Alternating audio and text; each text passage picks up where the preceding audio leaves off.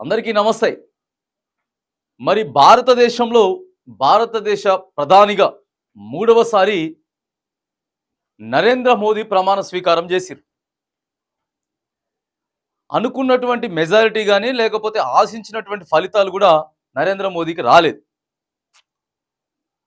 ఏం చేసిండు ఆయన? కూటములతోటి, ఎన్డీఏ కూటములతోటి ప్రధానంగా ఆంధ్రప్రదేశ్లో ఉన్నటువంటి టీడీపీ చంద్రబాబు నాయుడు, సరే జనసేన, ఆ తర్వాత బీహార్లో ఉన్నటువంటి జేడీయూ నితీష్ కుమార్, వీళ్ళతో కలిసి ఇక కూటమయ్యి వాళ్ళ సీట్లు సాధించుకొని అయితే మొత్తానికి వీళ్ళ దగ్గర నుంచి వెళ్ళి 16-2-18 చంద్రబాబు నాయుడు దగ్గర నుంచి వెళ్ళి తర్వాత ఒక 2 సీట్లు ఒక 12 సీట్లు నితీష్ కుమార్ దగ్గర నుంచి వెళ్ళి తీసుకున్నాడు. ఇక ప్రభుత్వాన్ని ఫామ్ చేసిండు.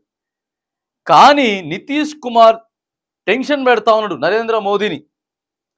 ఎటువంటి ఈ 10 ఏళ్ళు ఎటువంటి టెన్షన్ లేదు మోదీకి, కావాల్సిన సీట్లు వచ్చినాయి. ఈసారి మాత్రానికి బీజేపీ సర్కార్, తర్వాత నరేంద్ర మోదీ సర్కార్ లేదు, ఎన్డీఏ సర్కార్ ఖచ్చితంగా చంద్రబాబు నాయుడు, నితీష్ కుమారు భాగస్వాములుగా ఉండబోతా ఉంటే, వీళ్ళంతా కూడా కలిసి పనిచేస్తా ఉంటే నితీష్ కుమార్ గారితో మరి ఇక తలనొప్పి వచ్చి పడ్డది. టెన్షనే ఇగో ఈసారితోటి పెద్ద టెన్షన్ వచ్చి పడ్డది. ఇక ఏం చేయాలో అర్థమవుతలేదు. ఎందుకు టెన్షన్ వచ్చిందనంటే మరి ఇక ఈయన 12 సీట్లు ఇచ్చిండు, మంచిగానే ఉంది. కానీ కోరినటువంటి మంత్రివర్గం సీట్లు మాత్రానికి కరెక్ట్గా ఇవ్వలేదు అనేది కేవలం మరి ఇక్కడ బీహార్ ముఖ్యమంత్రి ప్రజెంట్ ఈయన కేవలం 2 సీట్లే ఇచ్చిర్రు, 2 మంత్రి పదవులు ఇచ్చిర్రు ఇలా పార్టీకి. రైట్. ఇక చంద్రబాబు నాయుడు గారికి ఒక 3 ఇచ్చిర్రు, చంద్రబాబు నాయుడు గారికి 3 ఇచ్చిర్రు. చంద్రబాబు నాయుడు గారికి 2 సీట్లేమో నితీష్ కుమార్ గారికి ఇస్తే, నితీష్ కుమార్ గతంలోనే చెప్పిండు నేను ఇక నా జీవితంలో లేకపోతే ఇక నా రాజకీయ చరిత్రలో నేను మున్ముందు ఇక బీజేపీ పార్టీతోటి కానీ నరేంద్ర మోడీతో కానీ చేతులు కలపను అని చెప్పింది. కానీ సరే కలవాల్సి వచ్చింది. చంద్రబాబు నాయుడు గారి ప్రమాణ స్వీకారం జరుగుతూ ఉంటే ఎన్డీఏ నేతలంతా కూడా మీటింగ్కి వచ్చిర్రు.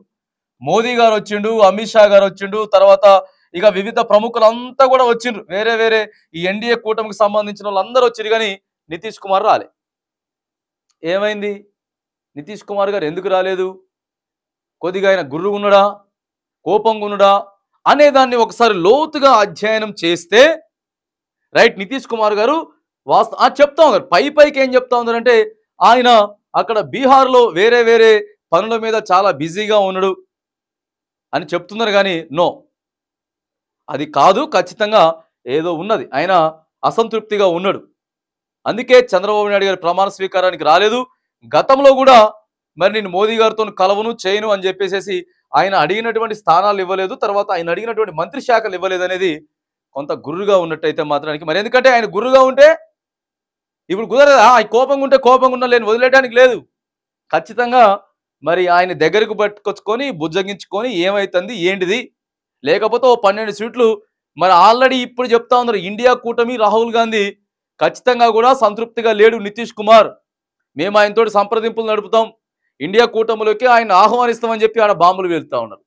అంటే మరి ఈ 12 సీట్లు మరి ఎన్ని రోజులు అవుతుంది ప్రమాణ స్వీకారం చేసి? కరెక్ట్గా వారం కూడా కాకముందే నితీష్ కుమార్ మాత్రానికి కొద్దిగా మోడీని టెన్షన్ పెడతా ఉన్నాడు. ఆయనతో పాటు ఇక కుమారస్వామి ఈయన కూడా ఎన్డీఏ కూటమిలో ఉన్నాడు. మంత్రి పదవి ఇచ్చిర్రు, ఇప్పుడు రీసెంట్గా మంత్రి పదవి ఇచ్చిండు. అంటే ఏంటంటే ఊహాగానాలు సోషల్ మీడియాలో హల్చల్ అవుతా ఉన్నాయనంటే నితీష్ కుమార్ కేంద్ర కేబినెట్లో ఉంటే ఆ ప్రభుత్వం కూలిపోద్ది. 1996లో 1996లో కూడా కుమారస్వామి గారు కేంద్ర కేబినెట్లో మంత్రిగా ఉంటే వాళ్ళ నాన్ననే అప్పుడు కుమారస్వామి గారు వాళ్ళ నాన్ననే అప్పుడు ప్రధానమంత్రిగా కొనసాగుతూ ఉన్నాడు. ఇగో అప్పుడు కూడా ఆ ప్రభుత్వం కూలిపోయిందట. ఇక మళ్ళీ అప్పటి నుంచి 1996 తర్వాత మళ్ళీ ఇప్పుడు 2024లో నరేంద్ర మోదీ ముఖ్యమంత్రి అయితే ఇగో ఈయన ఇప్పుడు మళ్ళీ కేంద్ర మంత్రిగా ప్రమాణ స్వీకారం చేసిండు. మొన్న ముఖ్యమంత్రిగా ప్రమాణ స్వీకారం చేస్తే ఆడ కూడా అది కూడా ఎన్ని రోజులు లేదు. ఇప్పుడు కూడా మ్యాక్సిమం ఈ మోదీకి తలనొప్పి ఉన్నాయి, టెన్షన్స్ ఉన్నాయని చెప్పి మరిగా చర్చ జరుగుతూ ఉన్నది గట్టిగా. ఇండియా కూటమిలో అయితే ఈ 2 విషయాల మీద కొద్దిగా బలంగానే వాయిస్తూ ఉన్నారు. ఎందుకంటే మరి టెన్షన్ పెట్టాలి కాబట్టి. మరి మాతో అయితే కూడా మేము టచ్లోకి తెచ్చుకుంటాం, ఆయనతో సంప్రదింపులు జరుపుతాం, అక్కడ సాటిస్ఫాక్షన్గా లేడు. గతంలో కూడా ఇగో పెద్ద మాట అన్నాడు అనుకోండి నితీష్ కుమార్ గారు, నేను చచ్చిపోయినా నా శవం కూడా బీజేపీలో చేరదు అని చెప్పినటువంటి మరి ఆయన తర్వాత ఈయన మంత్రివర్గంలో ఉంటే కలిసి రాదు అనేటటువంటి వార్తలు ఏవైతే ఉన్నాయో ప్రస్తుతానికి నరేంద్ర మోదీ గారు మరిగా ప్రధానిగా పదవి బాధ్యతలు చేపట్టినా కూడా కొద్దిగా టెన్షన్ వాతావరణంతో కొద్దిగా అటు ఇటుగా ఉన్నటువంటి పరిస్థితులు అయితే మరి మనకు కనబడతా ఉన్నాయి. ఎందుకంటే చంద్రబాబు నాయుడిని నితీష్ కుమార్ని మాత్రానికి జాగ్రత్తగా ఎటువంటి నొప్పి లేకుండా మంచిగా జాగ్రత్తగా చూసుకోవాల్సిన అవసరం నరేంద్ర మోదీ మీద ఉన్నది కాబట్టి సో ఏదేమైనా కానీ మళ్ళీ కొత్త టెన్షన్ ప్రమాణ స్వీకారం చేసినటువంటి వారం రోజుల్లోనే కొద్దిగా టెన్షన్లు అయితే కనపడతా ఉన్నటువంటి వాతావరణం మరి మనకి ఇక్కడ స్పష్టంగా కనపడతా ఉన్నది.